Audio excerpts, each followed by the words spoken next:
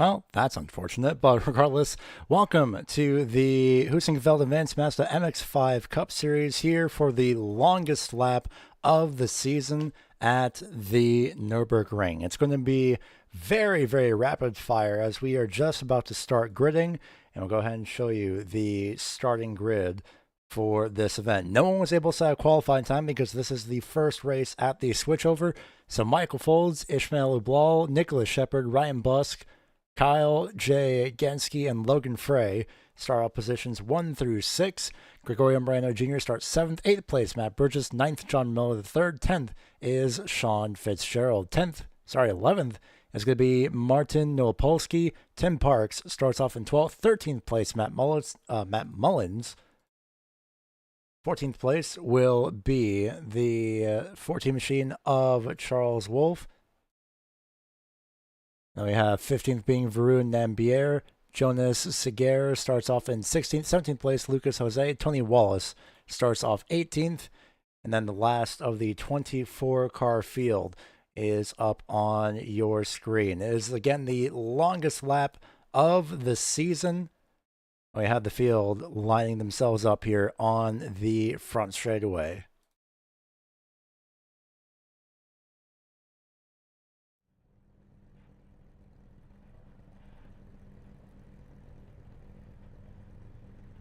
It's going to be the standing start as per usual. The revs rise. And we are green flag racing here at the Nürburgring. One car was not able to get going quickly. We'll see who that is here in just a few moments. It is a 4-lap race, so no time limit here as the 5 falls all the way down the order. And through the Grand Prix layout we go to start off this event. 1st and 2nd, 3rd and 4th are all as they were. Same with 6th, 7th, and 8th, and then it's a scramble for about the 10th place position further back. Sean Fitzgerald dropping a few positions as well. Martin Nowopolsky is making his way up through the field.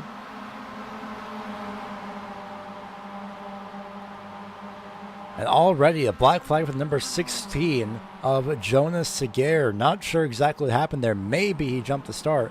I'll have to go back and see what exactly happened for that number 0. As there's a spin. 12 is sideways in the middle of the field. That is Tim Parks. I believe the first time we're seeing him this season so far. Go ahead and run everything back here to see what exactly happened to the number 16 machine. Did he jump the start? Oh, he did. He did jump the start. Run this back one more time. And you hear the revs rise. Watch the 16 dead center of the screen. And there it is. That is considered a jump start. Granted, he lost many positions, but otherwise still jump start nonetheless. Let's go back to see what exactly happened here with the 12 of Tim Parks. This was still a little bit just during the incident. Here we go. 12 of Tim Parks just makes a little bit of contact with, I believe, the 13. Spins in the middle of the racetrack, and a lot of drivers having to go wide and make contact. Oh, Tim Parks is off again, actually. I just saw something occur on the timing tower, and he's going to go right to pit road. And that is essentially race done for the number 12 of Tim Parks. It looks like, well, we can't see it from this angle. We'll try and get something else for you here. But here's the number 12 making his way through. Did he hit the grass? Through the chicane they go. Oh, just no grip, and then just nails the wall.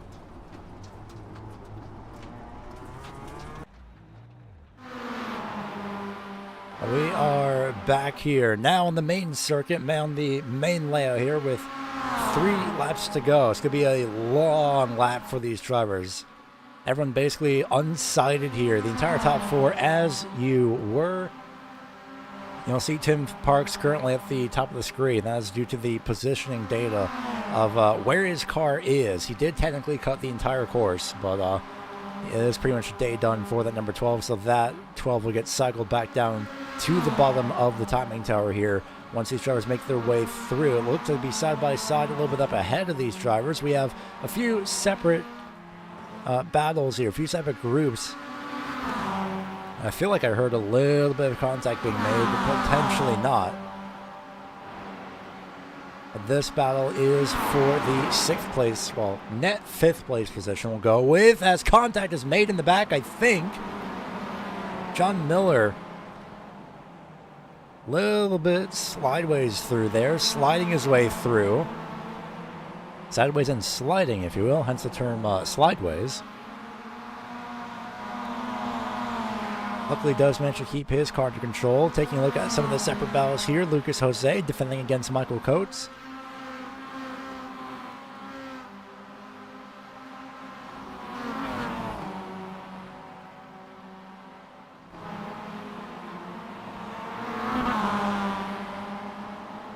Drivers making the way through the very long lap that we have in store here. Looking back at this 5th place battle, Frey continues to lead, gapping Burgess a little bit, creating himself some space.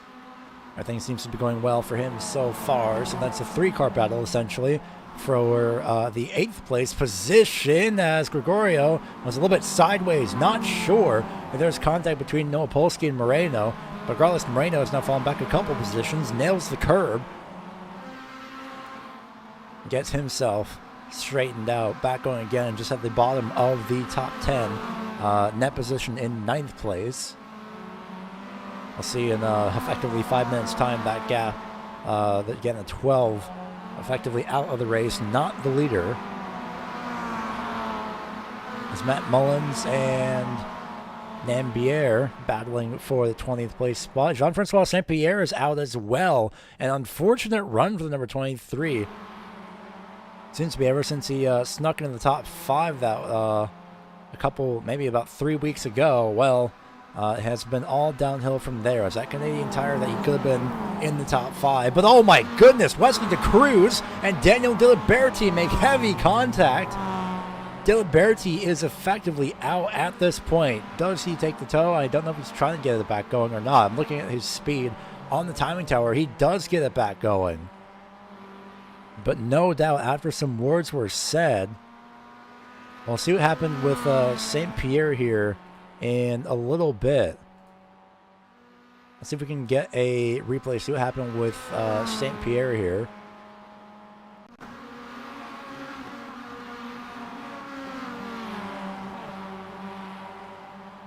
You see, it's just at the end of the top 10. That's the 24 car of Mark Kruger. Not sure if this leads up to his potential incident or not, but he has been running with some front-end damage for a while. Oh, there it is. Just a little bit of contact, knocks out the front end, but everything should be relatively okay. And then we'll see what exactly happened here with Wesley DeCruz in number 22. By this point, he is already towed back to pit road. Let's see if we can run this back a couple more times. I ran it back so much it didn't exactly work out too well. So we'll see if we can get this one more time. There we go. It's a little bit of a run-up, but we are able to see what exactly happened here. Diliberti in the number 20 to cruise up in that first car just up ahead in that number 22 machine. So what exactly happened here is down into pretty much this section of the Nordschleife. Was it loss of grip, perhaps? It's a little bit of a run-up, but we will get there to that point to see what exactly happened with Diliberti. I see Cruz still ahead, still in line, just following the cars ahead of him. Should be up to this braking zone right here. Oh, just overestimated the corner entirely. Oh, Charles Wolf is out apparently. He has spun around. Same with Michael Coates. They have also made contact. It is all kicking off here. And we're only in the first lap. Michael Coates has made contact. That's what happened. We'll run this back one more time. We're going to be in the replays, Mark, and then we're going to be watching the actual live action, it seems. Look at Michael Coates. Moreno goes wide, and there's just the gap there. We'll run this back one more time, right on board.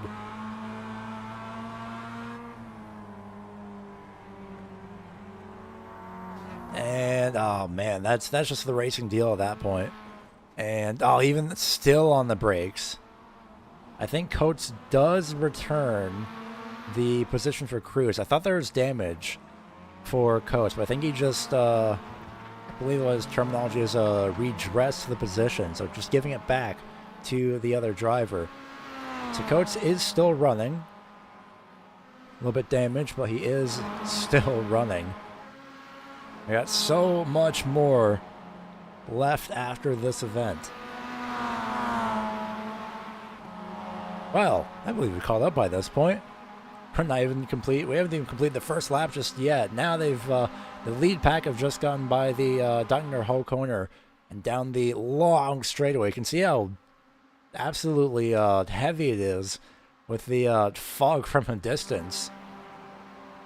But a little bit of fog never really hurt anybody, as these top four drivers will be bump drafting each other throughout this straightaway. Then we go and take a look back to was net fifth. A few other drivers swapping positions lower down the order, but a lot of bump drafting here down the straightaway. A lot of drivers already all spread out, already trying to make themselves, give themselves a better position. Can't really see much from how much fog there is. But position swapping all over the place here. I see some drivers dropping a bit, effectively 3 positions here.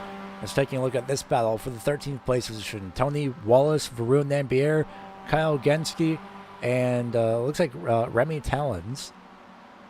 I believe the first time we've seen him in the top split as well. Tim Parks. Position data finally starts to cycle itself through. So see the 12 of Parks fall all the way down the order. He had pulled in early to pit road before he even got on off the GP layout. As Logan Frey and Matt Burgess make some passes. Same with Luca Jose. He also makes a couple passes. Tony Wallace making his way up ahead of, it's going to be Kyle J. Genske. As, oh, that's off the track. That is Varun Nambier. He actually overshot the braking zone. I thought he made the corner, but looks to not be the case. Just barely overshot. Goes in the gravel a little bit. Holds onto it. But still overshoots the corner nonetheless. Well, not effectively halfway. Still about 3 laps left. And that first lap was 10 minutes. Well, that was from a standing start, so these drivers should be more about, I believe, 9.5 minutes, give or take. Ryan Busk as well in the number 4 machine. First time I believe we've seen the number 4 here for this week. A little bit of damage, I believe. In the broadcast split, more specifically, top split of this series. The drivers have another long lap to go here.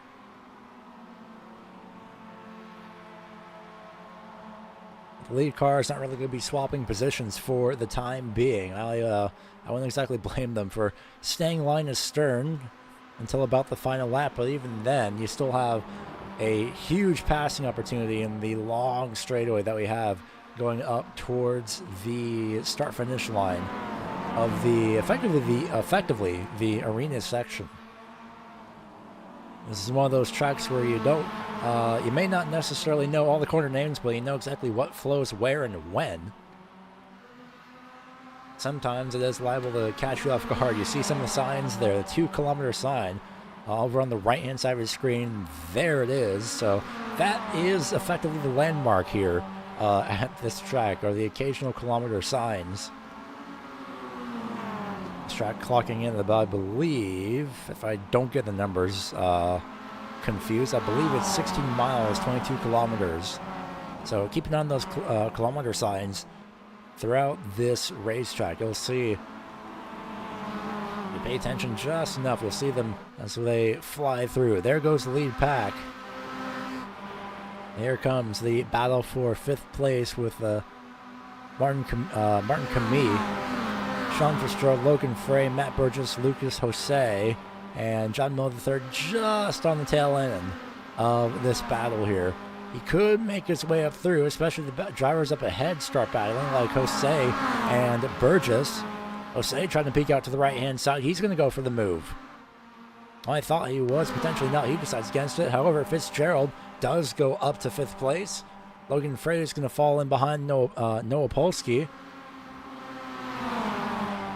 And hard onto the brakes. You can see the variation of all these drivers hitting the brakes at the different times with the brake lights here. Everyone deciding to brake at a different time. And Burgess side by side with Jose. See, this is how far out the blimp is. Still enough to see the haze, the fog, the humidity that is collecting throughout this entire course. No rain expected, by the way. Very clear sky. Well, partially clear. Effectively partly cloudy sky throughout this event, although it is the fog is hanging over some portions of the racetrack. There's that 7-kilometer sign in the background. Regardless, no rain expected, and probably for the best, considering the case that these drivers have to go through. The track is more than enough of a battle as it is, but rain will just be expediting that process. We're going to go and check back. Well, maybe not. Jose and Burgess battling a little bit. Jose makes his way up to 8th place.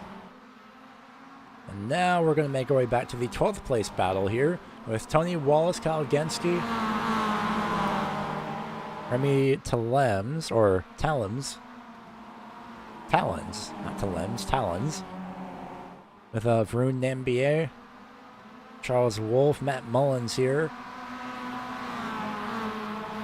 Once these drivers are all separated in their own groups, it's pretty much going to stay like that throughout the main course of the event. Top 4, not exactly as you were. Nicholas Shepard has swapped positions with Ishmael LeBlanc, as opposed to the first few corners in the main straight that we saw. The main positioning that we saw, where the first 4 were all in order of their cars. So a lot to work with here throughout this event. And we didn't exactly have a chance, but we'll go ahead and go with this now while we still do have a chance. But here's the schedule coming into today. Michael Folds, Sven Heelhold, Nicholas Shepard, Joel Holmes, John Moe III, all to win the first 5 weeks. Shepard, the only driver so far this season with this top split to win in the to have more than one win on the season. So could we have a 6th different winner this week? That remains to be seen. We'll see how things pan out here at the Nordschleife. Position change in the back. That is Logan Frey, Lucas Jose side by side. Little bit of, oh man, I thought there was going to be contact, but no. Lucas Jose, car number 17, effectively up 10 positions from where he's been posted to start. And Jose is already on the back bumper, the number 11 machine. If you wonder where these drivers started, well, look at their car numbers. Conveniently highlighted in yellow. And we'll see where these drivers had started, because we did not have time for qualifying. The sessions, the race week for iRacing switches over at least in Eastern time. Well, I would say midnight GMT, which is effectively, depending on where you are in the current state of time, with daylight savings time, is about 8 p.m. Eastern Daylight Time. I believe 7 p.m. Eastern Standard Time, as a little bit of a checkup has occurred throughout the mini carousel. There's that 14-kilometer mark, by the way, as these drivers are battling amongst themselves here for the about top 15 spots, the top 15th place position. A lot of battles to go through here throughout this event. Everyone else being a little bit more advantageous, aside from the top 4, who all stay in line for now, as Sean Fitzgerald is off the track into the grass. He does not nail the Armco barrier. He is still going. He is fine, but that will lose him some spots. So let's look back to see exactly what happened here with the number 10 of Campbell. Did he hit the grass?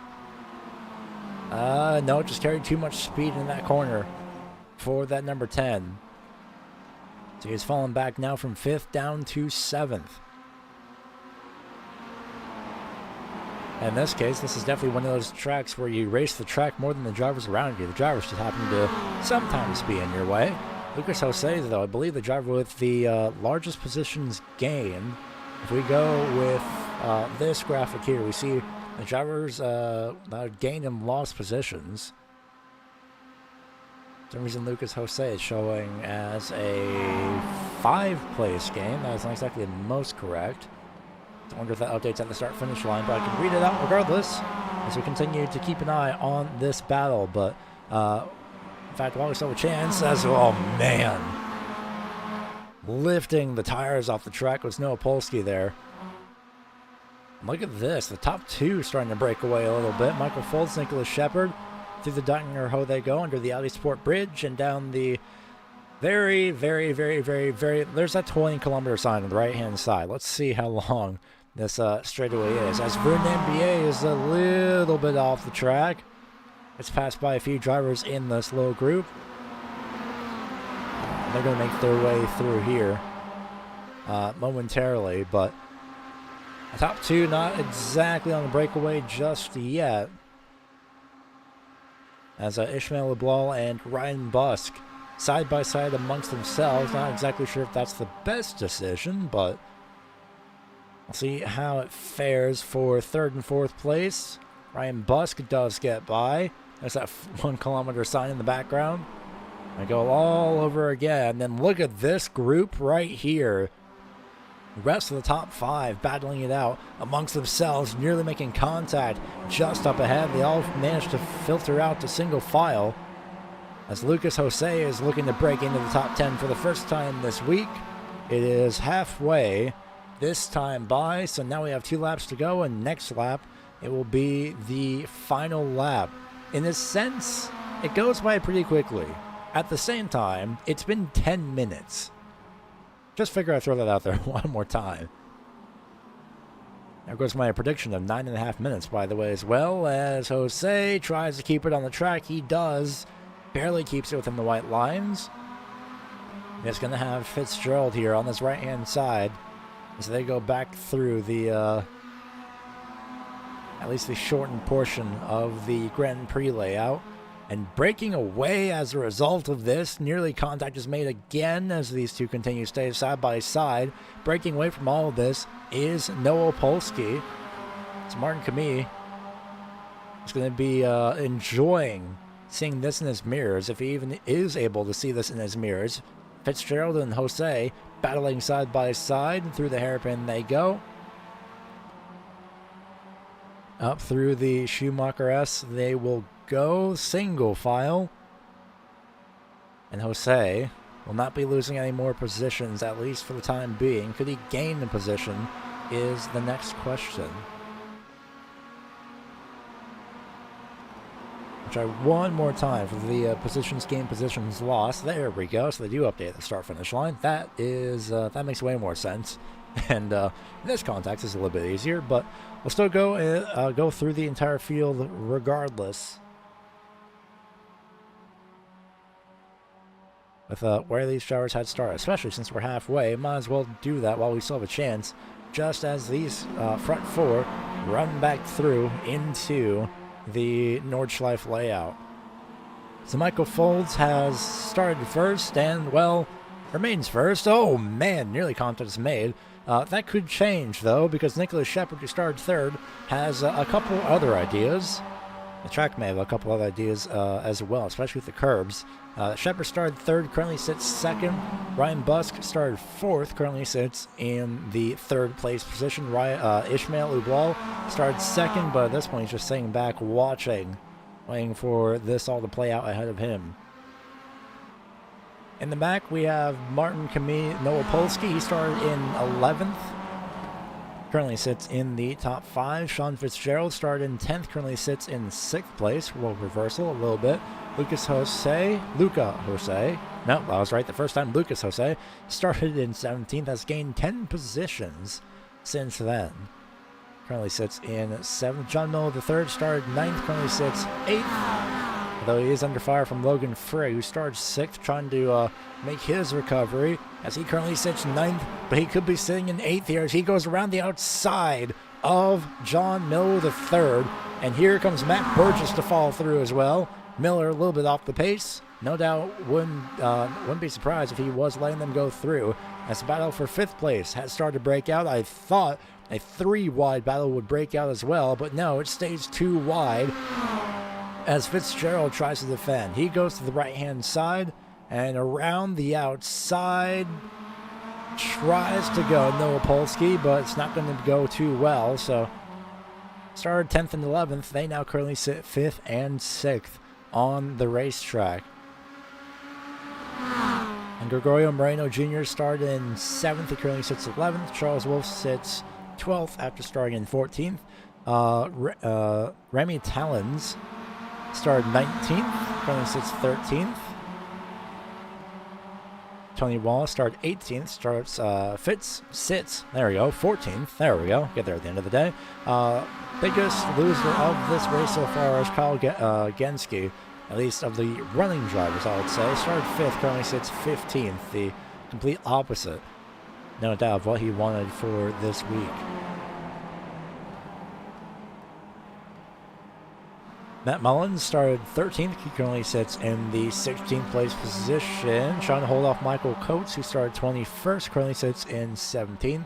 Varun Nambier sits 15th, started 15th, currently sits 18th. There we go. And then Daniel DeLiberti started 20th, sits 19th. Mark Kruger started 24th, sits 20th.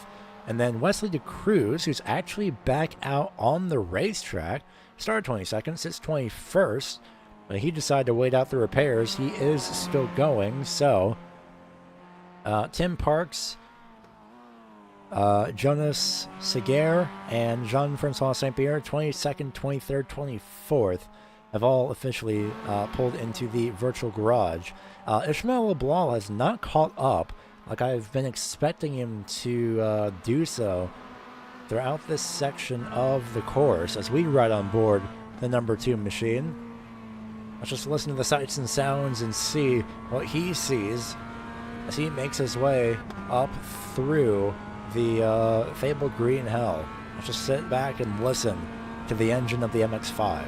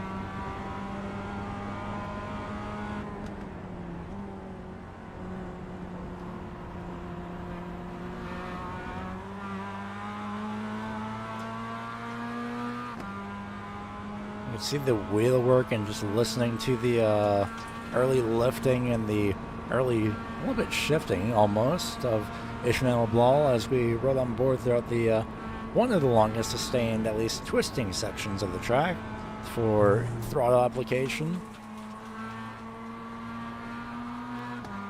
Ishmael has now caught up to the back of the top 3, so even if he is put out of position a little bit within the next, say, 5 miles, basically, he does still have a chance to catch up with the rest of the top 3, but Ryan Busk has snuck his way through as we rode on board Ishmael LeBlanc. He had a great view of Ryan Busk getting by Michael Foltz and Nicholas Shepard.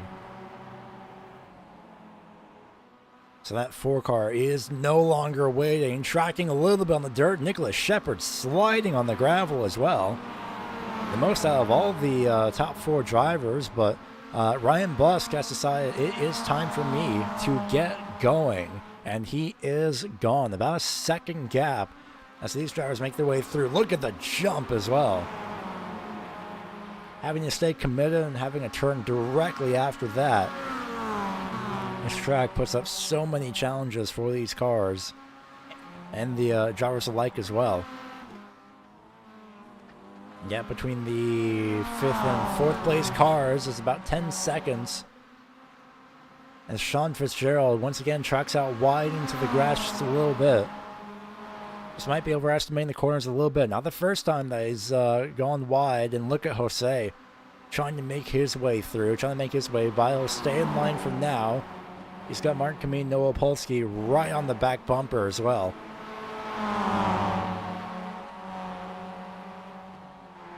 They're about to make their way right back out onto the track, although Jose is not going to be able to capitalize. Here comes Noah Polsky around the outside, just shuts the door. And for 5th place, you can see the wipers working away to get the dust off the windshield. And Sean Fitzgerald will lead this group down. Meanwhile, back up front, approximately 11 seconds ahead, are your lead 3 drivers. They have caught back up to Ryan Busk pretty easily, but they're not going to make any moves here. 21-kilometer sign in the background.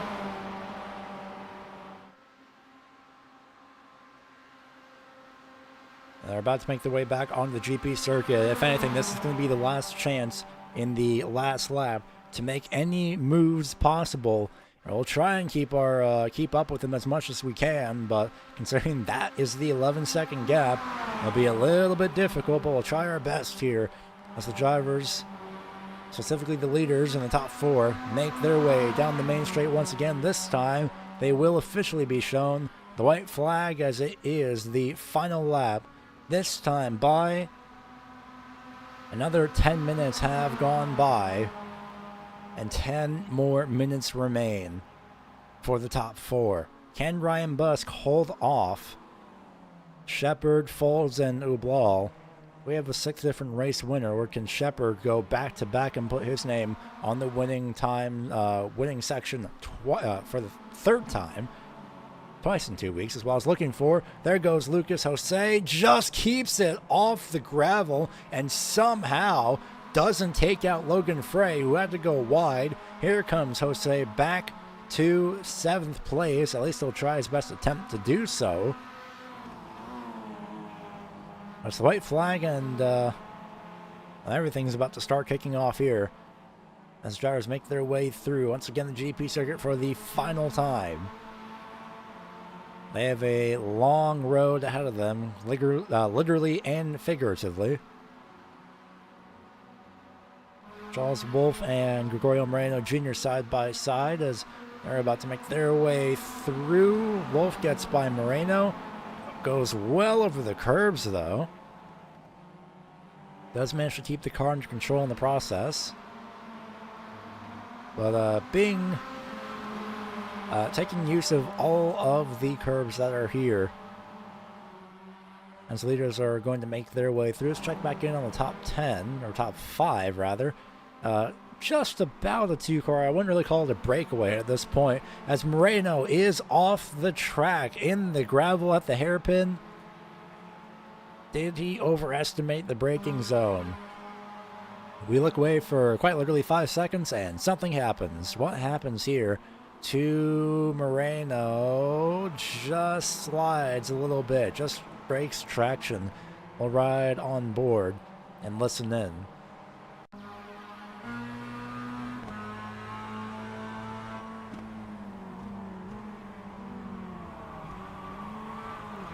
Maybe one too many downshifts there for that number 7. He has since fallen back to the 16th place position and is effectively 2.5 seconds back from Remy Talon. So at the moment, not necessarily out of any battles, but not exactly included in any battles either. Waiting for the leaders to come over the crest. I'll get a pretty good visual of the 12-second gap here. But there go the lead 4, and there's the top 5. Just out of range for the cameras to try and swing back and catch the 5th place spot.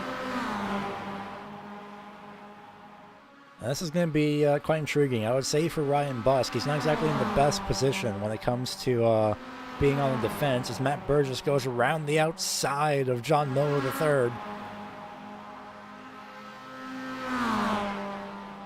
That's going to be for the 9th place position, but that battle, of course, not over yet. But for Ryan Busk, I am quite surprised that he put himself in the position for the lead. I don't blame him. There's nothing to wait for. Might as well go for it, but he's going to be on the outside looking in, no doubt. He's going to be on the back foot for this lead battle here.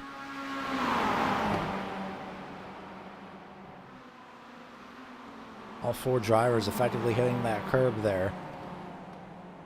Trying to get everything settled out. I think Shepard was going to try and put the nose in. He did show the nose on the left-hand side of Busk going into that last corner, but unfortunately it just did not seem to pay off there for the number 3, so we'll go for it again here.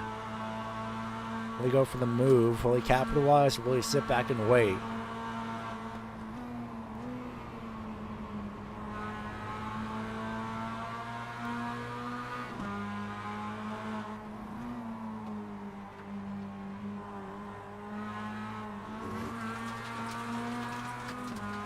Both Busk and Shepard, at least, utilizing all the runoff available. All, not much of it, but it is there.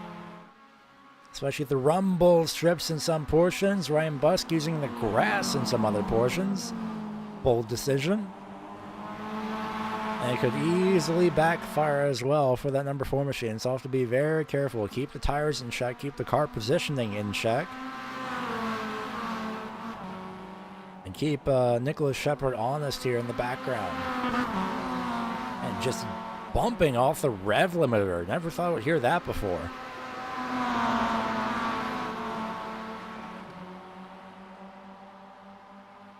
Genuinely such an unexpected sound. I thought that was something else entirely, but no, that was either Busk or Shepard bumping the engine off of the rev limiter going down into that section.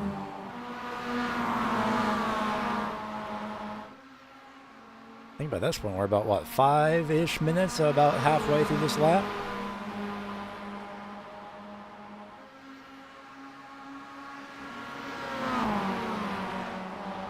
I'll have to take a look and see if we can spot any of the kilometer signs throughout this portion of the track. Once it's about 20 kilometers, that's kind of the go point, but that is under the Audi bridge down the main straightaway. Here comes Nicholas Shepard, just peeks the nose to the left-hand side. He's got Folds behind him. Basically help in the form of Michael Folds and Ishmael Leblanc. All 3 of them part of the Box 5 group, or team, if you will. One of the mini sub-communities here for the Advanced MX-5 series.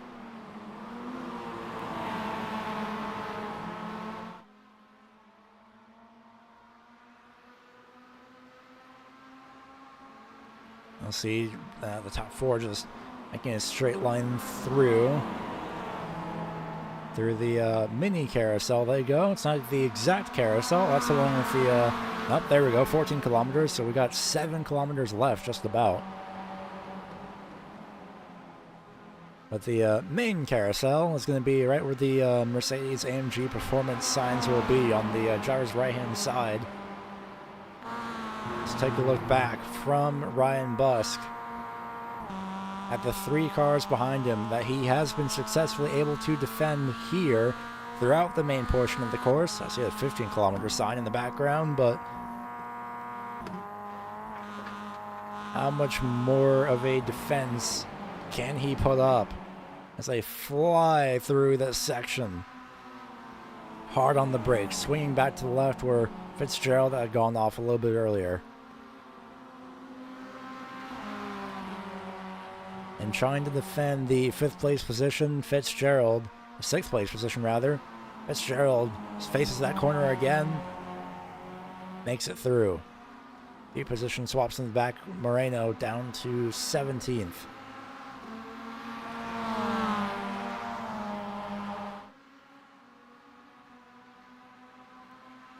Looks like the top two have broken away over the jump once again. 17-kilometer sign there on the side. Time ticking down pretty quickly. Busk trying to create a gap between himself and effectively, ideally, Nicholas Shepard, but I think that Busk is going to be looking forward to is trying to create a gap between himself and Shepard and Folds and Ublal. As they're about to swing through here. Folds left side tires, gets onto the curb, lifts the car up a little bit. As Busk travels into the gravel again, hearing the car just bump off the rev limiter. Shepard looks like he has backed off to the front bumper of Michael Folds, who tries to swing around the outside. He's going to try and swing himself around. He's going to try and capitalize on that himself. He peeks out, but look at Ryan Busk. His line is all the way to the right-hand side. He is not giving them any opportunities whatsoever. And you see the second and third place drivers just inching their way over. Shepard with help from Folds. Could it be enough? Could it be done in time? There it is. There's the speed difference. Approximately about 5 miles an hour. So now Ryan Busk falls back in line at third. Does Folds peek out to try to take the win for himself? Wiping away the dust to get a clear view here into the next few corners. Does Folds go for the move to try and steal the win from Nicholas Shepard? They'll be hard on the brakes here.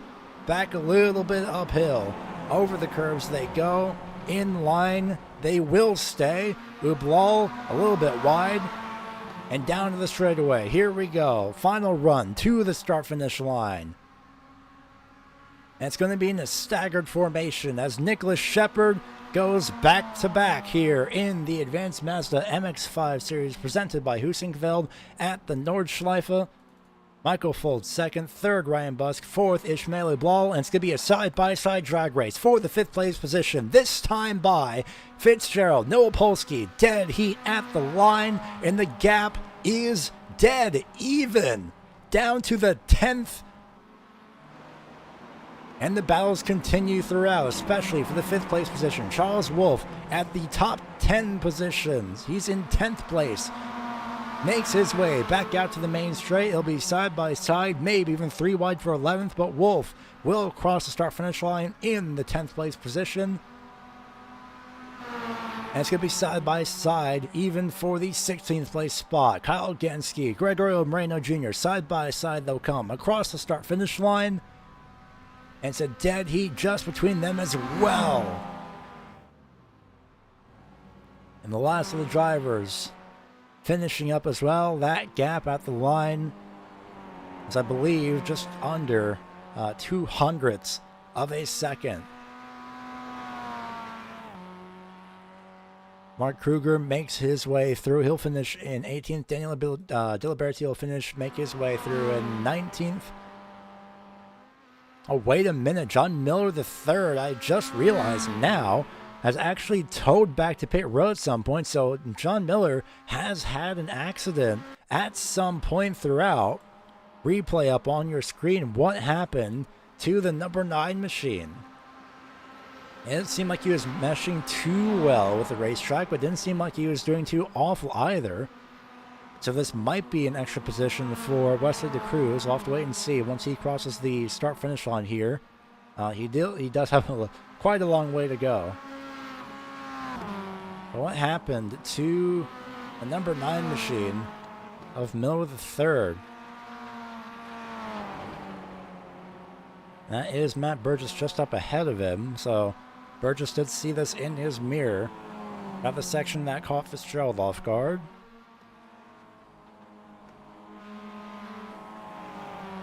Into the grass. Nope, just a little bit of runoff there. And, oh, wow. Just goes straight on. Tries to get it back going, but that steering is damaged. What happened here? Let's run on board. Let's just listen in.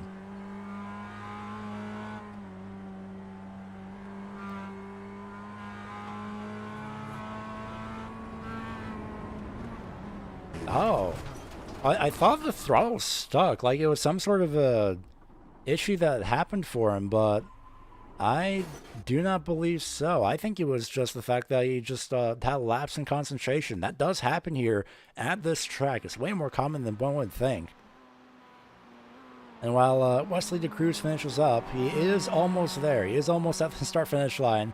And I have to commend him for getting back into this race after spending 16 minutes in pit road. He is a lap down, but he will cross the start-finish line. And he'll finish officially one lap down in the 20th place position. But still, props to him for finishing out the race. Nope, Shepard has parked a little bit aggressively into one of the Armco barriers, but finishes nonetheless. And what an event that this was. So your winner going back-to-back, third win on this season, is Nicholas Shepard. It's going to be very helpful for him in terms of the championship points, which we will be getting once week 8 hits, just about, because that's when the drop weeks take effect. So we'll see how things fare with that. Michael Foltz finishes in second. Third place is Ryan Busk. Fourth place is Ishmael Ublal. And in a literal dead heat, down to the digit, the fourth digit that we can't even see, down to the 10th of a thousandth of a second, but virtually dead. Even Sean Fitzgerald finishes in fifth place. Martin Kameen, Noah Polsky finishes in sixth. Seventh place is Logan Frey. Eighth place, Matt Burgess. Ninth place, Lucas Jose. And 10th place is Charles Wolf. Now keep an eye on that gap. 45.964, and then a 45... Oh, it's a 46.543. So there was something else that I'm thinking about here in terms of gaps. But regardless, Remy Tellens finishes in 11th place. 12th place is Varun Nambier. 13th place, Michael Coates. 14th was Matt Mullins. Rounding out the top 15 is Kyle Genski, or Jensky. I'll have to get a pronunciation on that at some point, but regardless, he does finish top 15. Gregorio Moreno Jr. finishes in 16th. That was the battle with the 0.2 of a second separating them at the start-finish line. Tony Wallace finishes 17th. 18th place, Mark Kruger. 19th, Daniel DiLiberti. And 20th place, John Moe III, after wrecking on the final lap. Wesley DeCruz finishes one lap down, but still manages to finish regardless. 22nd is Jonas Siger. 23rd, Jean-Francois Serpierre. And 24th is Tim Parks after a first lap incident. So what a race that this was here at the Nürburgring. And the longest lap is now put behind these drivers, much to their relief, no doubt. But next week we move on into still a little bit of a mini international run. We do move on next week to Circuit Zolder. And just as that bridge says, we will see you in Zolder next week. We got another 30-minute race up for you once again. I'll double-check the forecast as well for next week. But what a track that Zolder is as well. Recently refreshed as a part of the Season 2 update, I believe, for this year for iRacing. Definitely recently refreshed. Some new artwork, some refreshed textures, and a little bit more grass. And, well, there is where these drivers will be sitting here on the main straightaway in 1 week's time. Another 30-minute race ahead of you in Circuit Zolder, the home of DTM, as they have called it. And we will see you all next week for the Advanced Mazda MX-5 Cup Series presented by Heusinkveld.